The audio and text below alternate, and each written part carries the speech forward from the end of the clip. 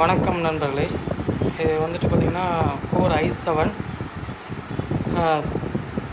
7th generation 1 TB hard disk 4 GB RAM with all options. Fees வந்து 4 month used தான், அதிகமான usage கிடையாது, single scratches கூட கிடையாது. பீஸ் வந்து பக்காவாக இருக்கும்.